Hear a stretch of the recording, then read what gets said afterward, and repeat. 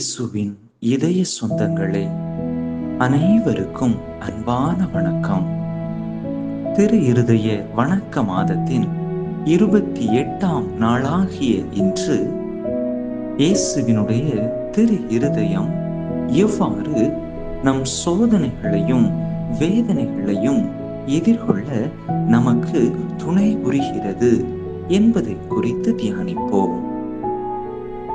ஒரு முறை ஒரு துறவற அருட்சகோதரிக்கு முழுவதுமாக கண் பார்வை தெரியாமல் போய்விட்டது.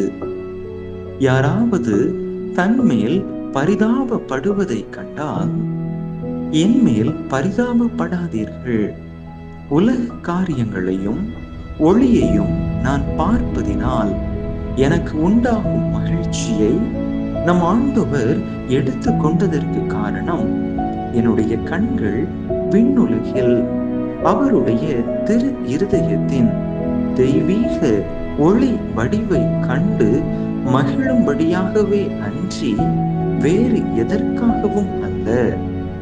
அது தவிர இந்த உலகத்திலே ஒரே ஒரு தீமை பொல்லாப்பு உண்டு, அதுதான் பாவம். சிலுவைகளும் துன்பங்களும் தெய்வ ஆசீர்வாதத்தின் அடையாளங்களே.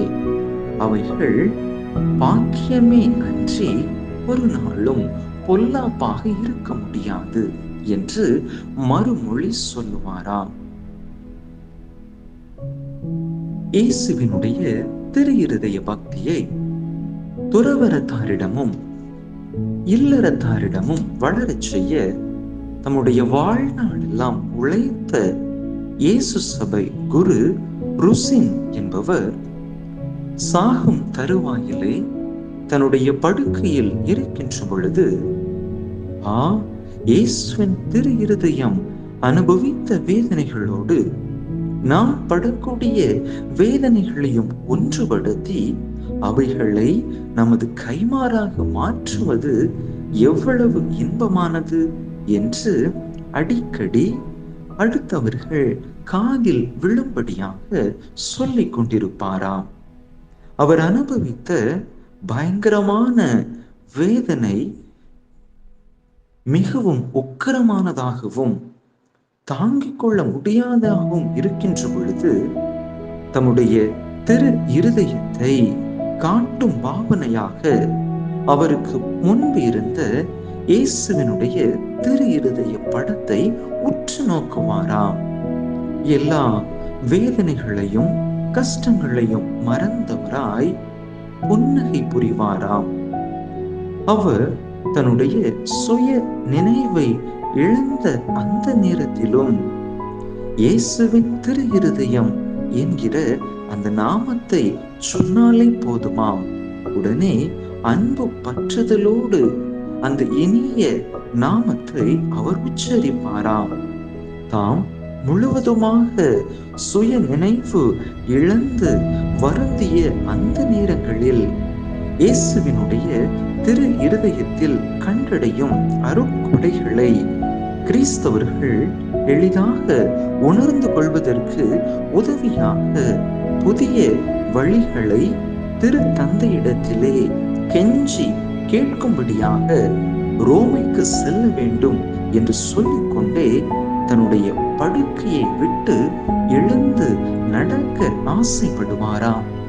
இறுதியாக தன்னுடைய கண்கள் இயேசுவினுடைய திரு இருதயத்தை பார்த்து கொண்டிருந்த பொழுதே அமைதியாக நிறைவாக இறைவனில் அவர் மரித்ததாக அவரை குறித்த வரலாறு பதிவு செய்யப்பட்டிருக்கின்றது.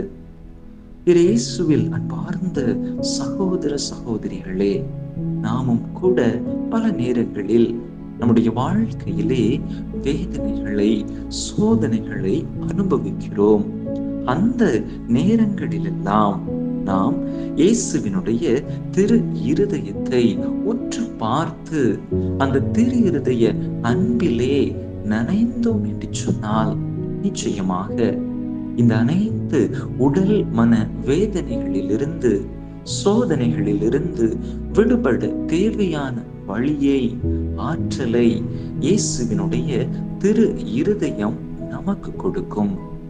எனவே சோதனை நேரங்களிலும் வேதனை நேரங்களிலும் மனம் தளர்ந்து சோர்வுற்று போய்விடாமல் இயேசுவினுடைய திரு இருதயத்தை உற்று பார்ப்போம். நம்முடைய வேதனைகள் சோதனைகள் அனைத்திலுமிருந்து நம்மை விடுதலை பெறச் செய்து மகிழ்ச்சியின் பாதையில், மனநிறைவின் பாதையில், அமைதியின் பாதையில் இயேசுவினுடைய திரு இருதயம் நம்மை வழிநடத்தும்.